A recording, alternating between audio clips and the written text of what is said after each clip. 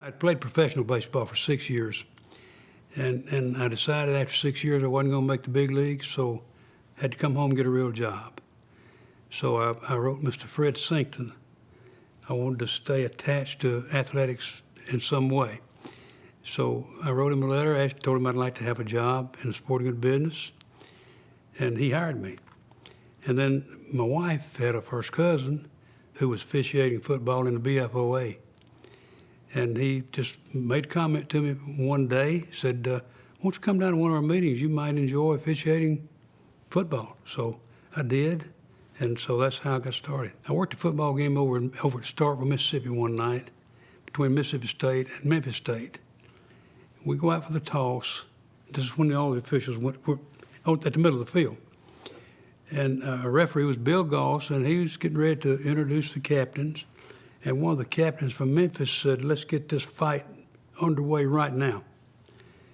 And so we knew we were in trouble. We had 23 flags in the first half alone. So I remember that very well. I've been associated with the Southeastern Conference since 1971. So I worked the first playoff game in Birmingham, the SEC playoff game. I worked another one in 1995 in Atlanta. And then I worked the Rose Bowl in '98, which was for a national championship. So those stand out. A guy by the name of Clyde Letcher was working football in the old Gulf South when they were just working in Alabama schools.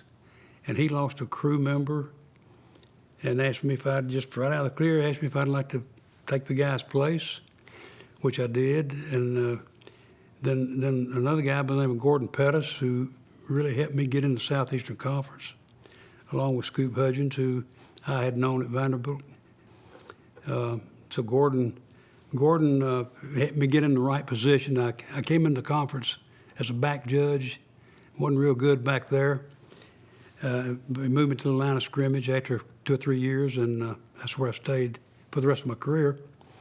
So he impacted me a lot, and then Bobby Gaston came along and following Gordon and as our supervisor of officials. And then he still comes and plays in a golf tournament with us every year, the day before our clinic. And we've named it years ago the Bobby Gaston Invitational. He's 95 years old, still plays golf 4 days a week. And last year, I think it was last year, I told him, I said, Bobby, don't die on us. We'll have to change the name to the Bobby Gaston Memorial. So those two guys have meant a lot to me. My wife sitting over there has been just absolutely. She's practically raised 3 kids while I was officiating. I was in 3 leagues at one time. I was in the BFOA, the Gulf South, and the SEC.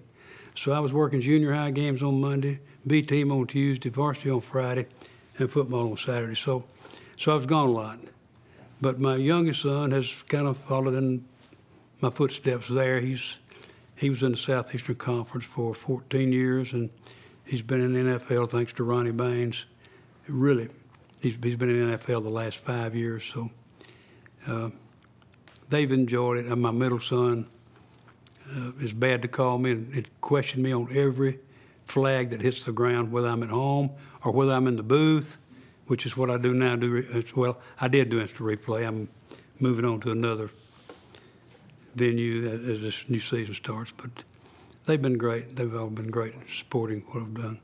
Well, I've always had this thing about not being overweight to officiate, not having long hair to officiate, and not being blind. So I did 3 things. Now, those 3 things I would tell them, I'd say, get in shape. Don't wear a lot of facial hair, or get your hair cut at a reasonable length, and learn the rules, know the rules, and just work real hard at it. But I think that's what I would tell them. Well, it means it's the highest honor I've ever gotten as an official. And it means everything in the world to me. My family is really, really proud of it. I'm proud of it. So it's just a great honor.